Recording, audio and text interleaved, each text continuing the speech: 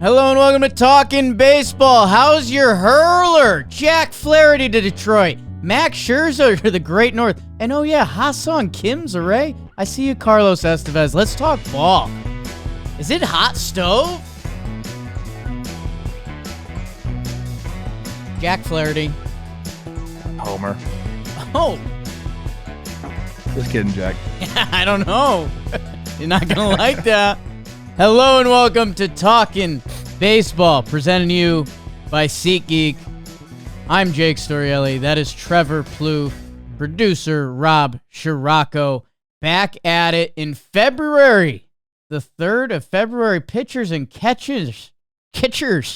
My Canadian accent's leaking out with this Max Scherzer news. Pitchers and catchers are reporting soon. Corey Koski's underrated. And Twins Hall of Fame this year. Nice. There's one more American football game that's got to be done. Football or basketball took headlines over the weekend. Good for them. And I do want to say one nice thing before we get started, Trev. I'm a Russillo Simmons guy. That's where I get a lot of my NBA action from. And you know, they were blowing up because people were excited to hear from them. They jumped live on the mics to get it out. And I was doing flashbacks to us doing that stuff. And I think it's really cool that we have an audience that supports us and does that stuff with us. So thank you, everyone.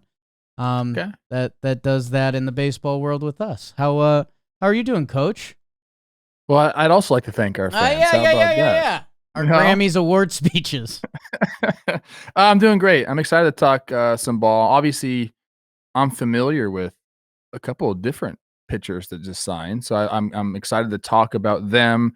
And I don't know, Coach. Like we are like getting into it. Spoiler alert: we're filming some TPPs today. Trev's excited. I mean, when that starts, it is go time, and I think I am. I was a little hesitant. I always get a little nervous around like the start of baseball season because we do a lot, dude. I mean, our show ramps up to 3 times a week. We're doing TPPs. I'm doing baseball today. I got my broadcasting. So it is a lot. In my mind, it kind of gets overwhelming, but I don't really feel that way this year. I feel like I'm ready to tackle the 2025 freaking season, Jake. So let's talk some ball. Yeah, we're later we're going to be talking about, you know, Lennon Sosa's outlook at second base for the White Sox this year. Golly, the White Sox TPP is going to be a movie, baby. Toolsy. Let's get in, dude. Couple big arms get signed before spring training, which we know the history of that. And to a couple of the wild card teams of this MLB season, Jack Flaherty, Max Scherzer. It's all brought to you by SeatGeek. New year, and it's time to celebrate. Someone on the elevator today. You know, we're in an office building. And it's 2 coworkers that apparently don't know each other well. They dropped a Happy New Year to each other. No. Yes, no, dude. February 3rd. Can't do that. That's yeah. I'm over that. I know. You know, some people are like a week after you can't say it. And I disagree there. But when we get into the second month of the year, nuts. I was wondering, I missed something? Actually, I take it back. They're Chinese. I don't know. Chinese New Year was on Saturday. Happy Chinese New Year. Hey, go to SeatGeek. Use code TALKIN2025. You'll get 10% off tickets on SeatGeek. 28 million downloads. SeatGeek is the #1 rated ticketing app. I haven't given this speech in a while, but I guess a little sentimental today. But SeatGeek, they were a huge part of our postseason, and they said that people were using the code, which I love because that means you're saving money on an event you're probably going to anyways. SeatGeek, Talkin 2025, 10% off your next set of tickets at SeatGeek. That's 10% off any tickets with promo code Talkin 2025. The app is so easy to use. I can use it. And you're going to concerts. You're going to any sporting game. Go get those tickets on SeatGeek and save 10% with Talkin 2025. Coach, let's start with our guy, Jack Flaherty, the first ever active guest on Talkin' Baseball. We did our live show with him back in the day in Santa Monica. Your guy, my wedding partner, Jack Flaherty. re-signs with the Detroit Tigers, with the kind of 2-year opt-out deal that we've been seeing become a little more popular around baseball. It's listed as 2 years, $35 million. It'll be $25 million for the first year, and then it can go up to $20 million the second year if he starts 15 games. But he has the opt-out. And I don't know, there's a lot of fun parts here where it's Jack Flaherty goes to Detroit, where he had crazy success last year. He won the World Series in LA, where he's from. I think it was a little surprising how the market developed or didn't develop for Jack. But he lands with this kind of insurance policy contract for next year if he needs it, or if he does what he did in Detroit last year, he'll hit free agency and he'll get paid even more money. Yeah, I mean, 2024 was a absolute banner year for him. As you mentioned, he finds a home in Detroit, has success, likes it. I mean, I hung out with him during the year in Detroit, and he wanted to be there. But I also think he was enamored with, going into free agency, behind a full, healthy year with good numbers. I mean, who wouldn't want to test the market and just see what's out there? So he ends up first getting traded to the Dodgers, winning the freaking World Series for his hometown team, having Oral Hershiser catch him at the parade as he's stumbling about a little bit, but, as he should. And then, the offseason came, and I thought, I think everyone thought, hey, this guy's going to get broke off. 4 years, 5-year deal. And it just never came to fruition for him. It just didn't. So, I think Detroit had this offer out for quite some time with him. That's my understanding, with talking to him. I think he was waiting for something maybe a little bit more significant. But in the end, I think this is a great landing spot for him. And I told him while we were in Detroit, I said, you should go back here. Like, this is a pitcher's park. You feel comfortable here. This is a young team who's at the time wasn't really having success. But, you could tell, they had some pieces there. And now we know this is a team that's definitely going to be fighting for the AL Central title and can make some waves in the postseason. And they definitely needed to get more starting pitching for this year. So I think it's a great spot. He likes the coaches there, had success. The deal is surprising. I think that's the biggest takeaway here with me. I thought there would be more teams going after him, trying to lock him up. He's young. He's got like the right body type. He's kind of changed his repertoire a little bit, had success with his breaking ball last year. And typically guys that had coming off career years like that, who are young, are fetching longer deals, but it just didn't happen. And we've seen that from time to time in free agency. We've seen that, I could name a bunch of guys that it happened to. But in the end, I think he's in a really good spot. I talked to him last night, and he's happy, and he's already posting all of his Detroit pictures and the social media blitz. And I don't know, man. Like, I think the Tigers are very happy that they got him for this. They have to be ecstatic. A 2-year deal essentially is probably going to be a 1-year deal, I'd assume. And then what I told him last night was, they're going to get you back in the organization. They're going to start having success earlier than they did last year, and they're going to say, we need this guy. They don't have a bunch of pitching prospects coming up the pipeline. They don't have a bunch of guys signed to long-term deals.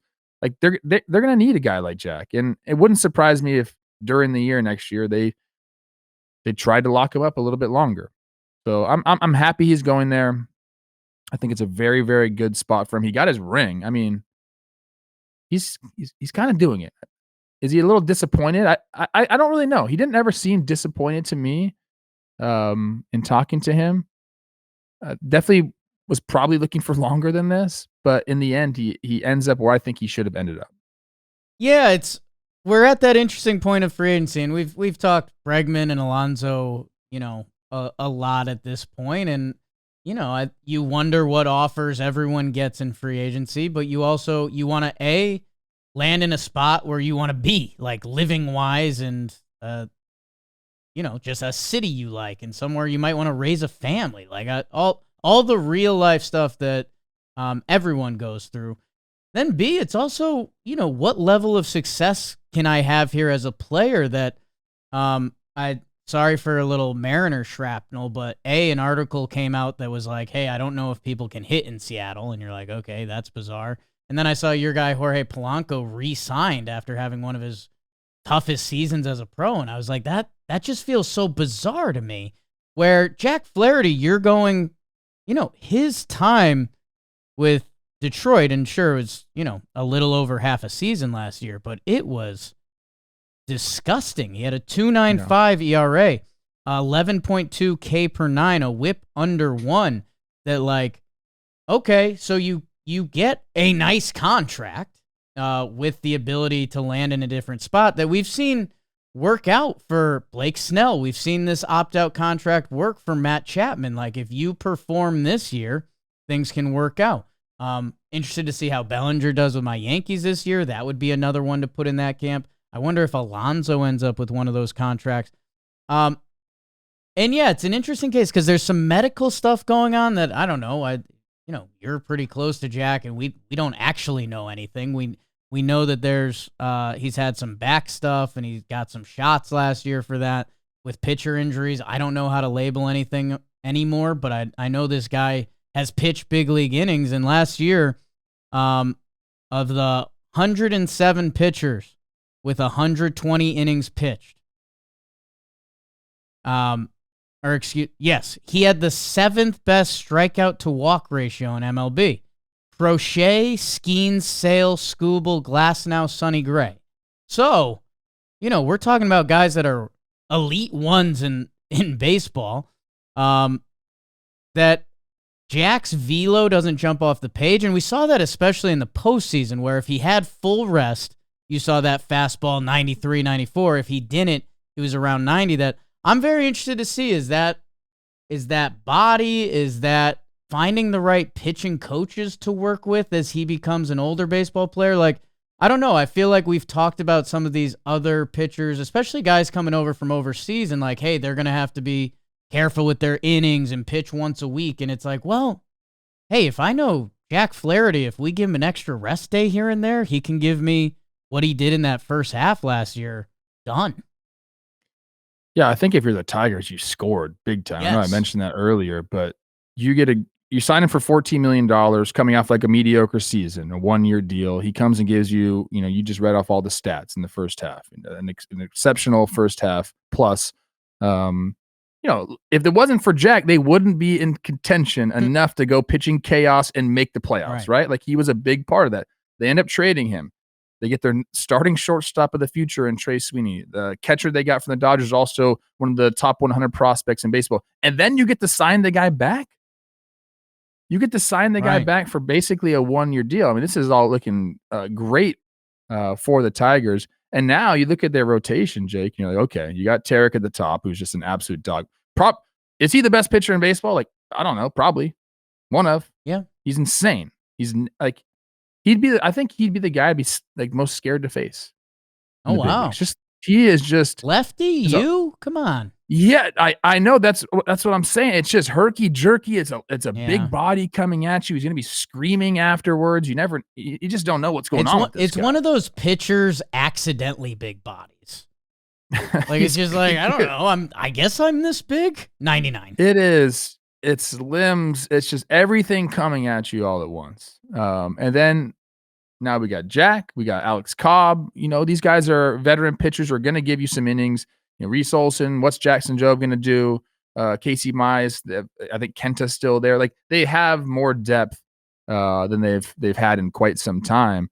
And then I'm curious to see. This is like a thought I've had about the Tigers and AJ Hinch. Is there a point next year where they go, all right, we made it. We're here. Here comes pitching chaos again. Let's pare it down to 3 starters and just do bullpen games again. It worked so well for them last year. Right. And they really had 2 starting pitchers. Where's my guy Cater at? Your boy Cater Montero? The future? He's there, right? Yeah. Is he hurt? I don't think so. Just might be not listed. Why is he not listed on Fangraphs or Montero? I do love him. He's just out of the league? We need to do some research on that. Yeah, I was just looking he's currently listed as a AAA call-up guy for them. Okay, well, let's Cater. Let's go, baby. I got your back. And I think that's the point to take out of this, that the Tigers, who have been quiet this offseason, it's still saying they're linked to Bregman. Now everyone's linked to Bregman. They haven't been that quiet. They've done some things. They've done more than most teams in the Central. Yeah, I know the Royals and them. I know the team you wanted to say. The Twins haven't done anything. The White Sox are, the White Sox. Right. Jack Flaherty, Alex Cobb, which Cobb's an interesting case of. It's crazy how we value pitchers, because I'll tell you, whatever Cobb's numbers are on the Rapsodo machine, like, teams like him because he hasn't played a lot of baseball. When he has, he was pretty good last year. But he didn't throw the innings Jack did, but that's why Jack gets the option year attached to him. But yeah, if you're the Tigers, all those young names you said, Job, Mize, Manning, Cater, it allows them that every year there's baseball teams that we end up laughing about the TPPs we're about to record because they have 3 young guys break out, and we say, well, I didn't know Jackson Job was going to have a 2 ERA into July. And that allows these Tigers young players just a little bit more room to breathe. That when they get called on, which they will, whether it's in the rotation or in their bullpen, I'm interested to see, because if you have the pitchers and you have the starting pitchers, you roll them out there. You don't jump to pitching. Do you? I know. Do you? I see. Are they coming up with a new strategy, dude? Because they've added to that bullpen. It's not like they've subtracted from it. It worked for them. AJ Hinch has said, yeah, this doesn't work over 162, but it's been proven to work over the last 2 months, last 60 games of the season. I'm just saying, if it comes down to September and they are a game up or something like that, and maybe Alex Cobb is struggling as of recent, and they have 3 starting pitchers they like, and 2 they're like, it's not too great. Do we see them actively try to do bullpen games, like, on purpose? Bring back pitching chaos. It's good to have in your back pocket, but I think I think Hinch would tell you I'd rather not. I'd be willing to put a bet that something like that happens. Are you and Hinch boys? I'm not boys with Hinch. I've said a lot of mean things about AJ. Have you shook his hand at, have you called a Twins-Tigers game? I don't shake the opposing manager's hand if you saw Rocco, if you saw Gabe Kapler. That's a big hug. Maybe a pat on the butt. More than that, yeah. He's not a manager anymore, though, Jake. No, I don't know AJ Hinch. I'm just saying, I'm thinking, am I smarter than AJ Hinch? I don't know. People always call him so friggin' smart. I'm going to cast a ballot, and I'm going to say no real quick. I don't know. Is he a Stanford guy like Didn't he go to a good school? I think he went to Stanford. AJ Hinch, a couple Stanford men. So that's tough. I don't know how to even pitch you guys against each other. I don't dislike him as a person. I don't know him as a person. I just correlate him to the Astros scandal and him saying, I didn't want it to happen. Right. But it kept happening. I'm like, you're the manager. Still, don't bring that up. I don't need to get back into that. I think you brought Tigers. that up. I'm excited about the Tigers. Even their lineup, Jake, I'm excited about. Trev, I think adding Gleyber Torres to that lineup is really good. I think a full year of was Colt Keith up there all year last year? I think he was, actually. Another year under his belt. Colt Keith is there. I think Jace Jung is going to be interesting to see. We'll see if he's going to be there for a full year or if they sign Alex Bregman. But you got Jesus was a Carpenter. Yep. Right in the middle. Riley Green's a stud. They have the pieces there. Now, last year we were, we wrote them off because they hadn't shown anything, Jake. But now I think we've seen what they can do. I don't know if I'd call them the favorites in the AL Central. It's kind of muddled at the top there. I still think the Twins have a decent chance. I think the Guardians are going to kind of do what they always do. And the Royals have improved greatly and have, the 3rd best player in the sport on their team. It's going to be interesting.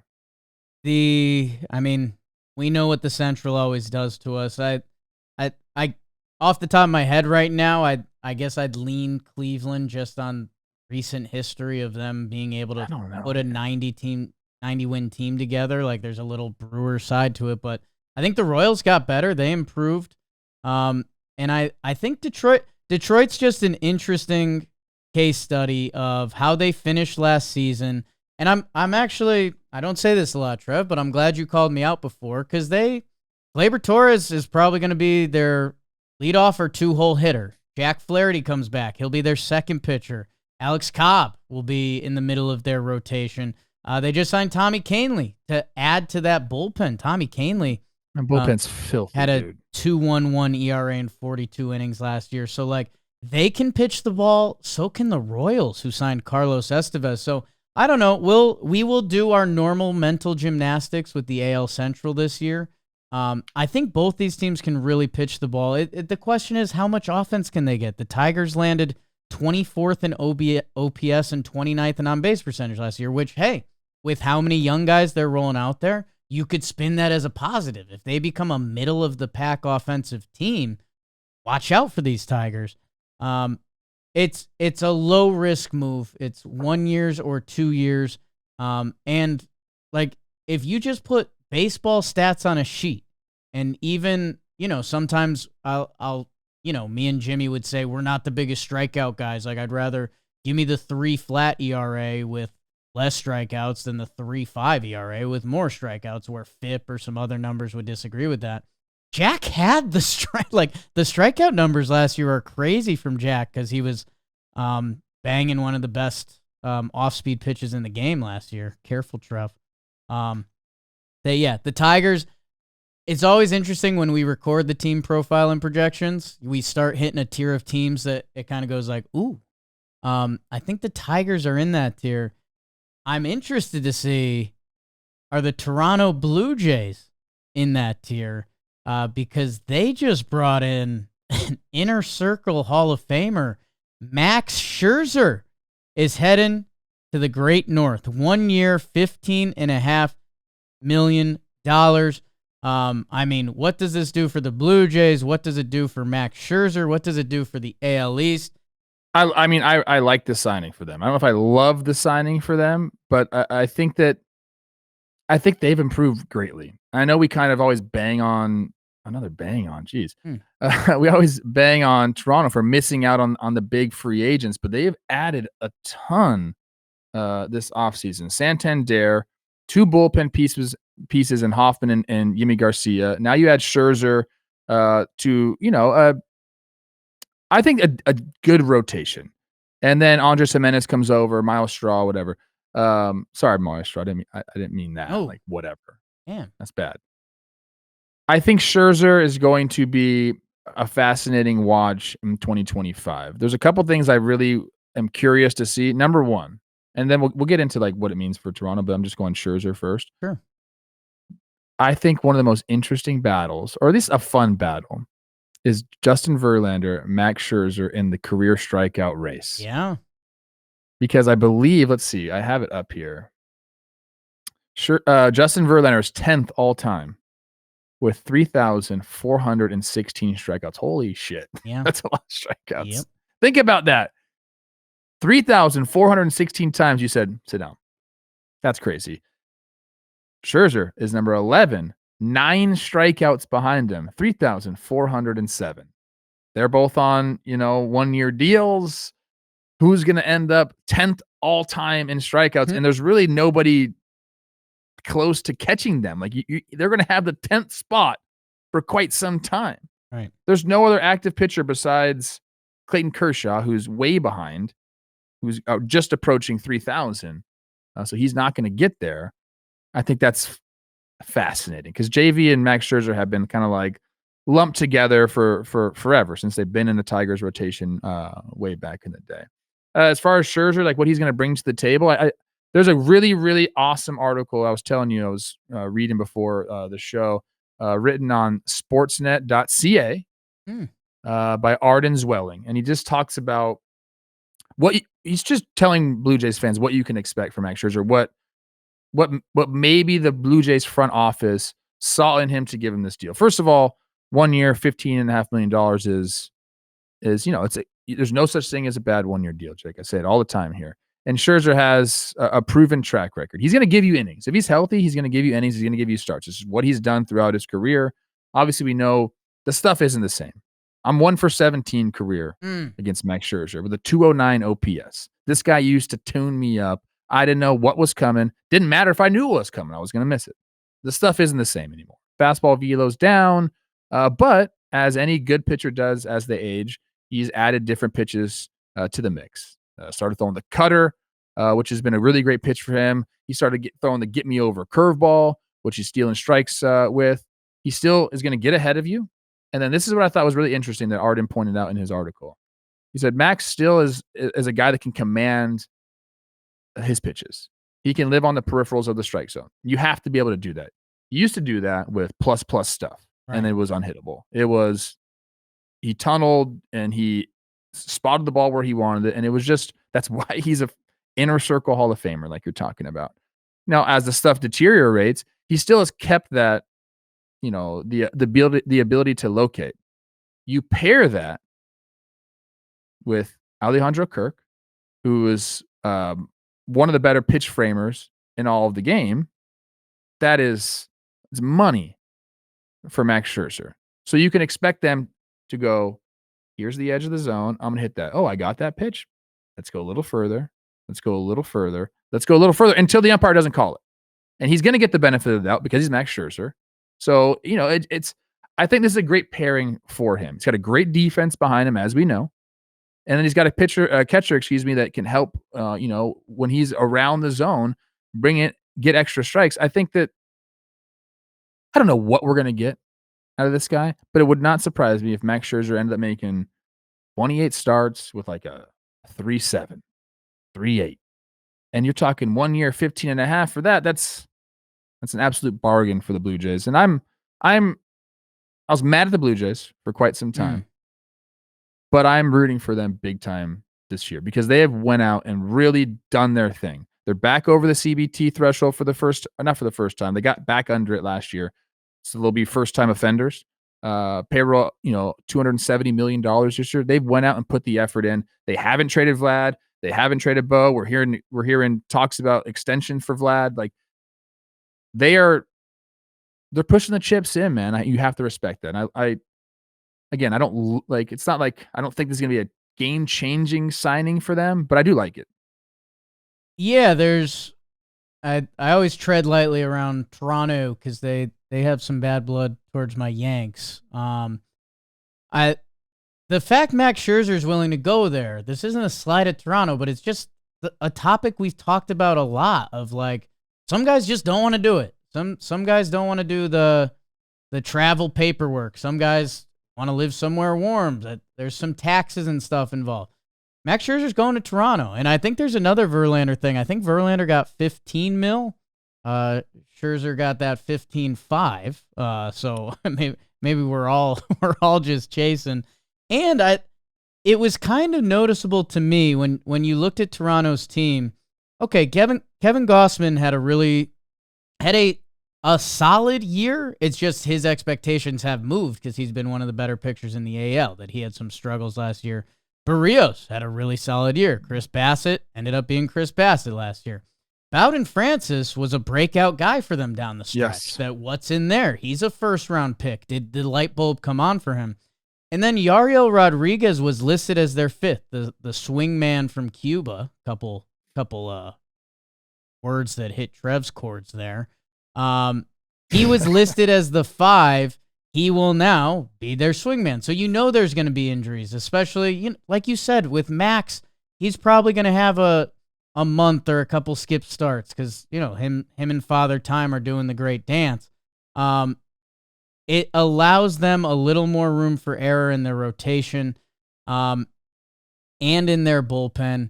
And it is funny, like now looking at what the Tigers, we just went through what they did: Cobb, Flaherty, Glaber, Canely. The Blue Jays, it's an interesting offseason. Santander, Jeff Hoffman, who broke out for the Phillies. Max Scherzer, Yimi Garcia comes home. Andres Jimenez, who you're going to see some world-class defense up the middle. Like, in this year that they are courting Vlad, and, I think at this point Vlad's going to hit free agency, and he deserves that. But if you guys can put together a solid product this year, and Vladdy, everything I said about Toronto, some guys are if if all parts are equal, if Toronto offers the same contract as Team B, a lot of players inherently choose Team B, whether they're American or whatever it is. I don't think Vladdy has that. So as long as this year can be cleanish, whatever that means, and you guys can give Vladdy the best offer and he resigns, and now you've got that guy for 12 years, now we can start thinking about the true future of Toronto Blue Jay baseball, which I still hope they put the chips a little more in. If they end up being the Alonso team. They've tried, dude. I know. And that's not where I'm trying to do shots fired at them.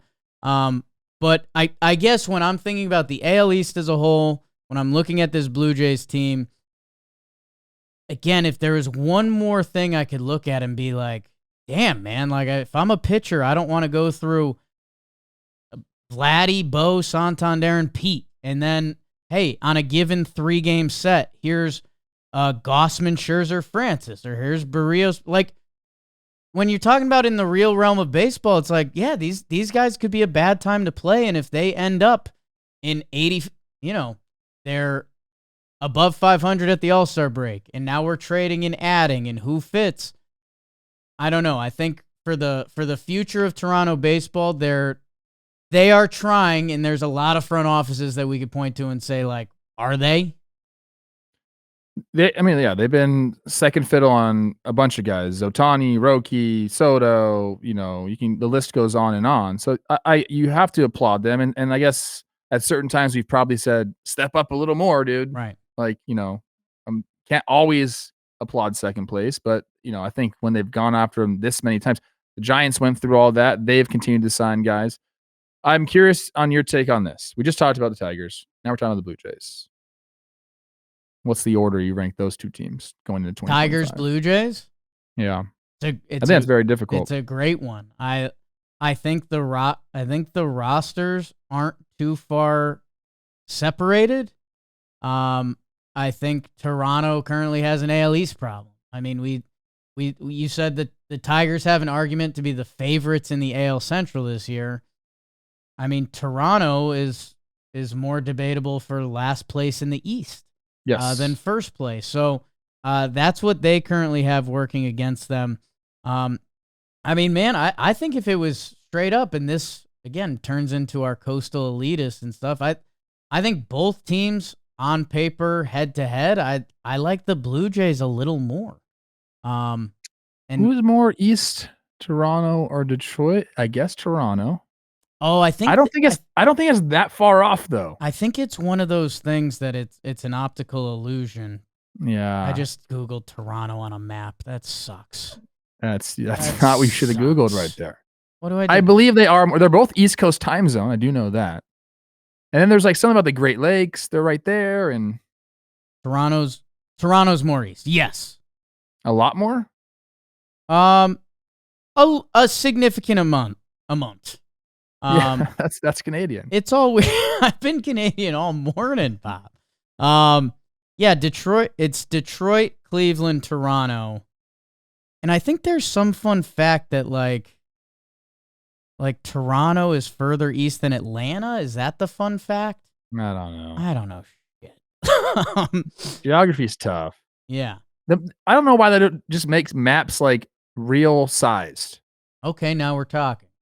It's not real. What do you when you say make maps real size? Go on. I want you to go on about that. You know what I'm trying to say. When you look at a map and there are certain countries that are smaller on the map than they actually are relative to the other countries on the map, and there's some like word for it. Okay. They should just make them all to scale, but they're not. How about quick exercise, because you and I are trying to put on our TPP brains as it's that time of year. Oh, geez. Okay, so let's just do offensive players. Vladdy and Riley Green are maybe closer than the outside people. No. Vladdy. Oh, my God, dude. I mean, I guess defense should be factored in. You said offensively, Vladdy is... Non-pitchers, if that helps you. non-pitcher. Like as a player, like is it war? Is it, what are you talking about, man? Yes, as a baseball I want to fight player. you right now. Let's fucking do it. Let's eat. I'm going to see you soon. I think you'd lean Vladdy, but like if Riley Green has a better all-around season next year than Vladdy, that shouldn't be a surprise. I mean, there's a possibility of that happening. Okay, how about this? Vladdy, Santander, Bichette compared to Detroit would be Riley Green, Carpenter, Glaber. Hey, we're talking about overall? Yeah, just kind of like if I think Carpenter's a DH. Right. So probably lose a little bit of steam on your war argument there. That is tough. Right. This is the exercise. I'm not trying to put you in a pickle, but I think Bo's. I'm high on Bo this year, so I would take the Blue Jays. I think the Blue Jays. I just think he's going to work his ass off, and Andres Gimenez is going to be the best influence ever for him. I think the Blue Jays have the higher upside. Maybe that's the way to phrase it. And then the pitching staff, I think you could talk yourself in either direction. You probably give Detroit the lean because of Skubal.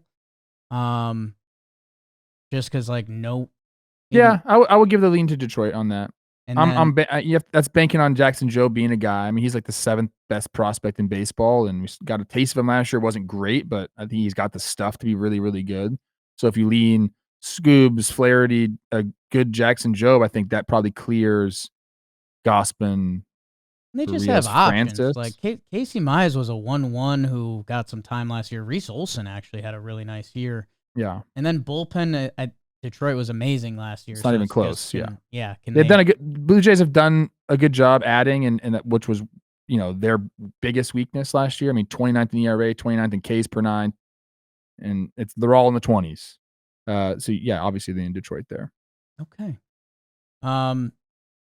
Yeah, let's see. I mean, Toronto's going to be a team that we talk about a lot this year, if we're being honest. I mean, between Vladdy, if they were to hit the trade deadline and we're selling, and Vladdy and Bo and Max and I think Bassett's contract, like they're going to be one of the teams that people have circled this year that if they're selling at the deadline, it's going to make the deadline a lot more fun. If they're not, good for Toronto. Can you give me an in-depth scouting report on Richard Lovelady, please? Dick Lovelady. Kind of a funky lefty arm angle a little bit. He can get out. That's just an unfreaking believable name. It's just a nuts baseball. His parents knew what they were doing. What are they? Right? Okay. Hey, it's working out for him. Trev, we've got a couple more. Your guy, Ha-Seong Kim. I don't want this one to go too far under the radar because speaking of, when we're talking about potentially racking up WAR or playing good ball, and I think he signs with a team similar to where you thought he was going to sign, but not at all. Ha-Seong Kim to the Rays is brought to you by the DraftKings Sportsbook. Super Bowl 59 is right around the corner. It's this week. It's the perfect time to get in on all the action at the DraftKings Sportsbook, and right now they're offering all new customers $200 in bonus bets instantly after betting just $5 when you use code Talkin. Scoring touchdowns is key to hoisting the Vince Lombardi Trophy, and you have a shot to score big by betting on them at the DraftKings Sportsbook, the #1 place to bet touchdowns. Download the DraftKings Sportsbook app now. Use code Talkin. Bet just $5 on any wager and get $200 in bonus bets instantly. That's code Talkin only at DraftKings Sportsbook. The crown is yours. Trev, HSK to the Rays. The Rays always kind of snaking the grass in. We always hear rumors about them offering contracts to guy. Like I think they had a Soto meeting. They're around more than they were for a little bit in free agency. And here they are for Ha-Seong Kim, which is a guy that we've debated. There was a shoulder injury that definitely affected his free agency because I think if that was not in play, it would have been a very different free agency. 2 years, $29 million, $13 million this season, $16 million, 26 if he does not opt out. So he gets one of the opt-out contracts. There's incentives in there. And, yeah, man, I mean, this guy had 4 WAR in 2023, basically the same in 2022. That whole stadium chanting Ha-Seong Kim was one of the more like powerful things you'll see on a baseball field. And yeah, I don't know. I guess his free agency wasn't clear. Like the couple teams that you'd say were lined up for a guy didn't really jump out. That you initially were kind of like, I don't know, I almost like Milwaukee. Like, doesn't he feel like Milwaukee? Like, they'll get the value out of him. In a way, the Tampa Bay Rays were like, hey, we can get the value out of this guy. And he goes to your Tampa Bay. Yeah, I mean, Milwaukee was one just because they value versatile players and his kind of ball player, where defense is definitely their main concern, but he also has been, right around league average offensively as well when he's healthy. Yeah, the shoulder injury thing is tough for him because he would have cleared this obviously in free agency if he was fully healthy. I think it scared a lot of teams off, especially when you're talking about a guy at shortstop. You gotta be able to still check the ball over there and move the right way. But I think the Rays got a great deal here, and I think it's a perfect deal for them. They wanted to improve defense, and they've done that. I think the biggest thing is, when is he going to come back? A lot of people are saying, yeah, that beginning of May, mid-May thing might not be the case. I think the Rays are obviously hoping that that's the case. They need this guy there. But if you're talking about an infield of Yandy Diaz, Bilal, Junior Caminero, who we just saw hit a freaking crazy go-ahead homer in the Caribe series, or not the Caribe series, the end of the Dominican League, and crazy pimp job. Is that what you even call that? I don't even know what you call it. Celebration. And then you put Ha-Seong Kim to be a stopgap from our guy Carson Williams. It works out perfectly. That's a nice little infield there. And you could argue that's a full, those 4 guys putting up against every other infield in baseball. Like, you're talking, they're in the conversation, right? Don't answer that right now. Let me keep going. You think about it. Yeah, I'll think about that. He's a Rays guy. And Evan Longoria told me, you're just a Rays guy. Ha-Seong Kim is just a Rays guy. The versatility's there. If they need him at shortstop, sure. Second base, sure. This guy can just go all over the place. He racks up WAR. He knows what he's good at. The Rays know what he's good at, and they're going to put him in positions to succeed. So I just really, really like this. And again, there are times when you have a guy in the minor leagues like they do with Carson Williams, who they think is going to be the dude. He's just not ready yet. So you get a stopgap. And this is the perfect stopgap. As long as he's healthy. I love this for the Rays. I really do. Yeah, shoulders always a little tricky with baseball, and you're right. I mean, is it May 1st, June 1st, or July 1st? And that's going to be an intriguing part of his first year. Yeah, it gives the Rays more versatility in that infield. Taylor Walls is one of the most fun defensive players to watch on the baseball field. He's struggled on the offensive side. Caballero is the biggest pest in baseball. I'll let you talk about Estevez Basabe a little more, although he's in a similar ilk of those previous players. The Rays, it's one of the most common phrases on this show. Ray gon' Ray. The Rays gon' Ray. And it's, again, look at that pitching staff, because they get McClanahan back. We're starting to get the appetite for the Rays again that you mentioned. Yandy had a really slow start last year. Then he was Yandy Diaz. When Brandon Lau is on the baseball field, he mashes. And then, Caminero is one of the players to circle in this offseason. Not everyone saw the Winter League highlights, but they're special, and he's a special guy. Like, he has the potential to be a difference-making player that if he is, okay, and Ha-Seong Kim comes back, and maybe the Rays tap into Chris Morel, my guy, Christopher Morel, the right way. Like, this Rays team has a little bit of steam that, hey, when we just talked about the Blue Jays, you need to think about that when you're talking about the Blue Jays and how much you've loved the Red Sox offseason, and the Yanks are kind of being the Yankees, and the Orioles are supposed to be in their sweet spot. The AL East is a bloodbath, man, and I don't know. I feel like other divisions still get mad hearing me say that a little bit, but like, I don't know. I think this is the most excited I've been about a Rays team in a couple years. And yeah, when Ha-Seong Kim joins them, where are they going to be at? Do they even need him? But they probably will. He's going to improve. Like I said, the rotation this year is going to be filthy. You get McClanahan back, and go look at everyone's stats last year. The rest of the way, they have 6 guys that can really throw the pill for them. Jake, you got Taj, who had some really good starts last year. Pepio, who they got from the Dodgers. Littell and Boz, who was filthy last year. Like, they can be formidable with their rotation. The bullpen is good. Kind of some strange names, maybe some names you recognize. Obviously Pete Fairbanks still there, but they have a bunch of guys they're going to get a lot out of. And now basically it's, can they find the offense to keep up? And Kim, he'll help that a little bit when he's back. But I think they're banking on, like you said, Yandy kind of having a bounce back year, everyone being healthy this year. And our guy Caminero being who they think he can be. And if they do that, then we're talking about a team that we're probably going to be like, holy shit, the Rays are in first place in the AL East in June. What the heck? Have an undefeated April. It can happen. Edwin Uceta last year. Watch out.